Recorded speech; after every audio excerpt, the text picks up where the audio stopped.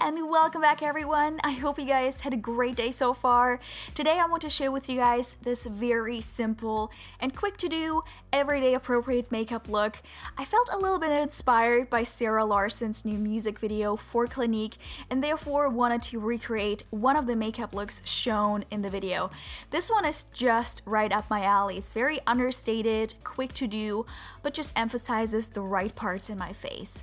So Clinique kindly sent me some of the products to recreate this look, and if you like what you see, please keep on watching. As per usual, I like to start out any makeup look with foundation, really, just because I want to even out my skin tone and especially cover as much of my acne marks and acne scarring as possible. As you can see, I have a lot of red marks on my chin.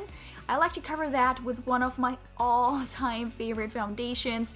I also did a dedicated review video on it in case you guys are curious, which I'm going to link in the right-hand corner of this video as well as down below in the info bar. This is the good old iconic Estee Lauder Double Wear Stay in Place makeup. I have this one in the shade 1N1, which is the lightest shade available in Europe.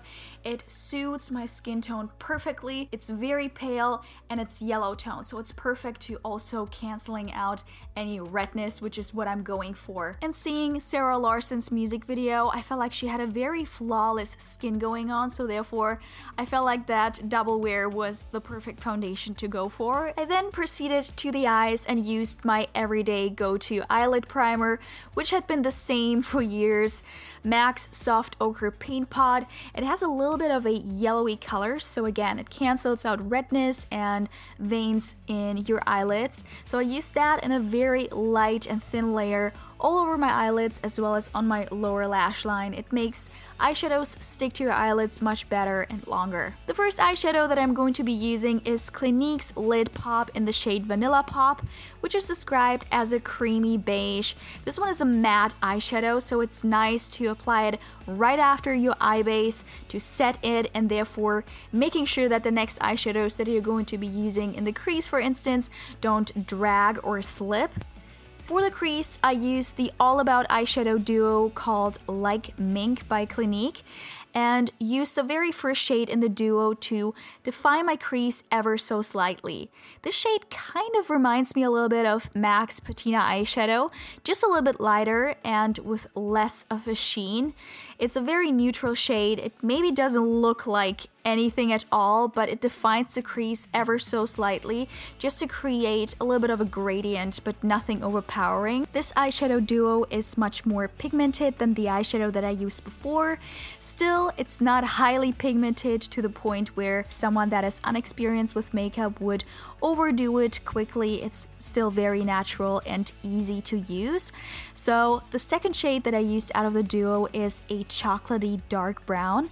Again, it has a little bit of a sheen to it, nothing too noticeable at all. So I applied this shade on a more tapered brush only in the very crease of my eye to define it even further and to give it a little bit more depth.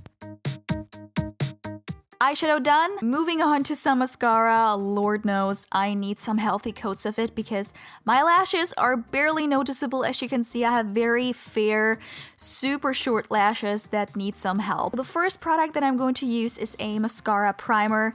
I actually really like this one. This is the Estee Lauder Lil Black Primer. I've been using it for quite some time with different mascaras, and what I like about this one is that it holds the curl really nicely. So I always like to curl my lashes first, then apply the primer, and then proceed right to the mascara that I'm going to use, which in this case I used the Clinique High Impact Mascara. I'm sure some of you guys have certainly heard about it. It had been around forever. I know a ton of people that swear by this mascara being their holy grail. On my lashes, however, it gave a very natural effect to it, which of course ties in nicely with the entire theme of this makeup look being very natural. However, me being me, I like quite a lashy look, so therefore I like to bulk up my lashes and volumize them even more. So I just applied a lot of coats of the high impact mascara to get the effect that I wanted. For the eyebrows, I used MAC's eyebrow pencil in the shade Fling and just gently filled in the gaps and gave my brows a better, more clean shape. And finally, the moment that I was waiting for the entire video is to give my face a little bit of dimension back, seeing that I just wear a flat foundation and my entire face looks very one-dimensional. I'm going to apply a little bit of blush. In this case, I'm going to use the Clinique Cheek Pop blush in the shade Ginger Pop. It is a reddened coral with a subtle satin finish. It's not as heavily pigmented, although it's more pigmented than Vanilla Pop. Last but not least, not to forget the lips, of course, I'm going to use a lip liner first to line and fill in my lips entirely with Clinique's Quickliner in the shade Intense Blush. I guess the shade is described as a rosewood, just a classic pinky rosewood shade. And on top of the lip liner, I'm going to fill in my lips with Clinique's Pop Lacquer in the shade Wink Pop. This is also a little bit of a pinkier, lighter rosewood shade, just to give my lips more of a, sheen and more dimension, make them look nice and full. And this is the look. So, I hope you guys like this look. I know it was nothing out of the ordinary, nothing too special, but this is what I like every once in a while, just quick and easy looks to recreate. If you enjoyed, please don't forget to give this video a thumbs up and hit the subscribe button down below. You guys know that would help me out so much. As always, I wish you guys a beautiful day, and until we meet again.